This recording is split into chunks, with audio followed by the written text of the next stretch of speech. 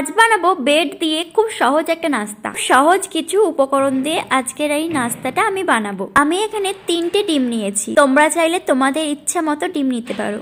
এবার ডিমের মধ্যে পরিমাণ মতো লবণ দিয়ে এখানে দেখো কাঁচা লঙ্কা, পেঁয়াজ কুচি আর ধনেপাতা কুচি নিয়েছি। 3টে উপকরণ আমি এবার মিশিয়ে দেব।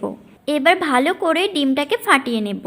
তোমরা চাইলে এগুলো স্কিপ করতে পারো। আমার ইচ্ছা হলো আজ একটু পেঁয়াজ কুচি, কাঁচা লঙ্কা কুচি আর ধনেপাতা দেবো। তোমরা চাইলে এগুলো নাও দিতে পারো, শুধু ডিম দিয়েও করতে পারো। সব শেষে একটু ভাজা জিরে গুঁড়ো দিয়ে দিলাম। এরপর কড়াইতে তেল গরম করে ব্রেডগুলো ডিমের মধ্যে ডুবিয়ে নিয়ে আস্তে আস্তে চামচে করে কড়ার মধ্যে ছেড়ে দিলাম। এবার ভেজে নিলেই গরম গরম রেডি আমাদের সকালের কিংবা সন্ধেবেলার টিফিন।